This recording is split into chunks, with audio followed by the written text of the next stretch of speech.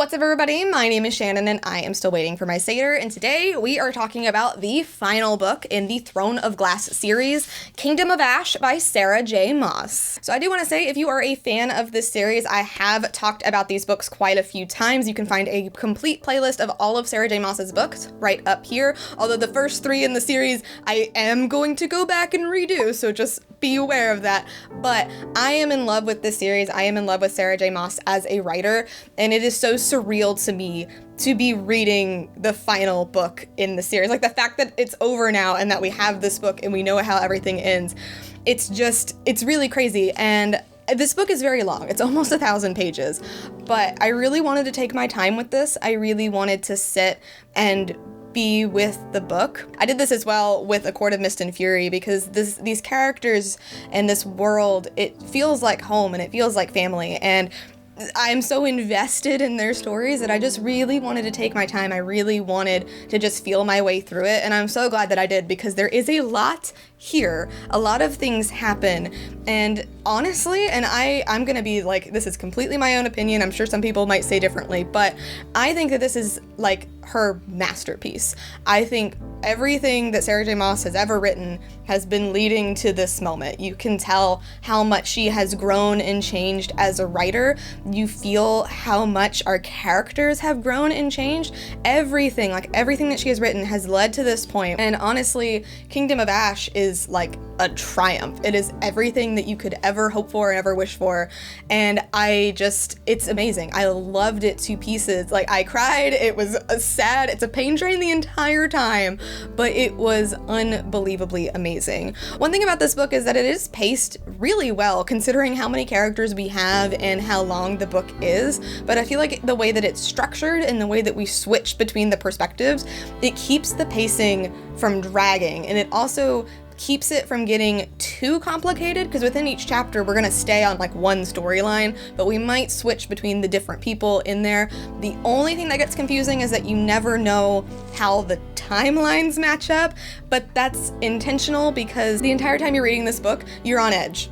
The entire time there is so much freaking tension because you don't ever know what's gonna happen. You don't know if anybody's gonna make it in time. There is this sense of urgency to where like you need to get to Terrasen because they need help. And is the army gonna make it in time? Is Kael gonna make it in time? Is Dorian going to find the last word key? Are they gonna forge the lock? Are they gonna find Aelin? Is she gonna be able to make it there? Like, all of this throughout the entire book, you feel this and you just have so much tension. The first half of this book is handled a little bit better than the second half, but that's because in the second half we're in like final battle territory for a long time, but we're also in this weird space of it hasn't quite started yet and we're not sure if anybody's gonna make it, and you feel that tension a lot up until like the very last minute. Like, even up until like the last 150 pages, you still have so much tension and you're just waiting for it to break.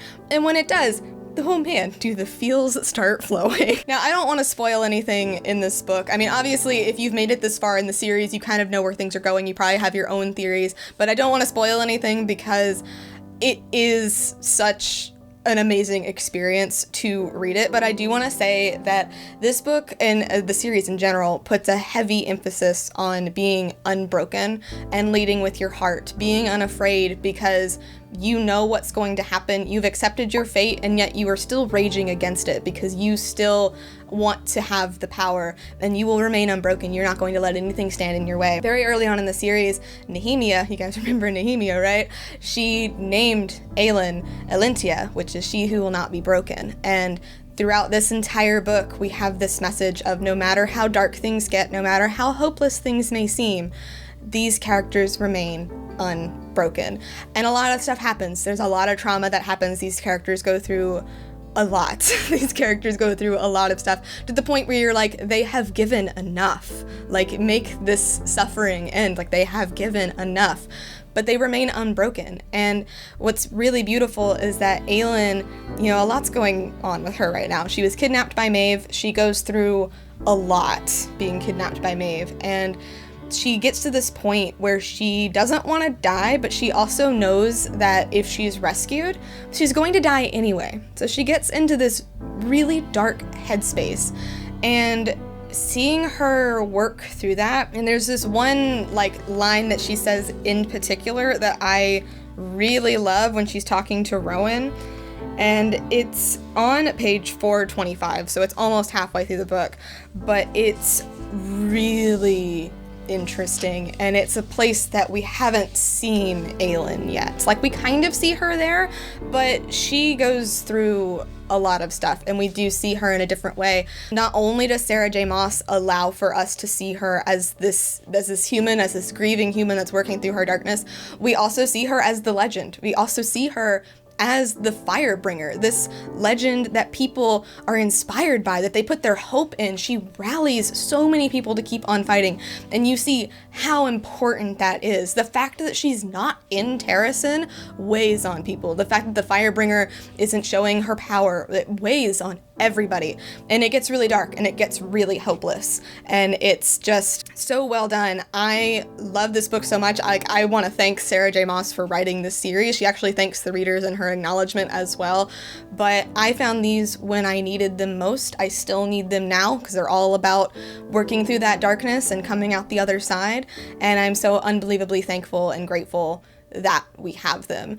And I will say, if you talk about this book in the comments, just be careful of spoilers in case anybody hasn't read it yet. If you want to know my thoughts on anything in particular that would be a spoiler, you can always reach out to me at McCarterShannon. I am most active on Twitter because I just don't want anybody to, accidentally get spoiled, because there's a lot that goes on in this book. There are a lot of things that happen, and going into it blind is the best way to do it. So obviously I just told you a lot of things that will make you feel a certain way about the book because this is a review, but you don't want to know any specific plot points or details, so definitely just go into it, just find out what happens. Obviously this book is getting an A+ from me. This series as a whole gets an A+ from me. I love it to pieces, and this will always have a very special place in my heart. But thank you guys so much for watching this video. If you liked it, be sure to hit that like button down below, and don't forget to subscribe so you can talk books with me every week. That is everything I got for you today, and I will see you guys next time.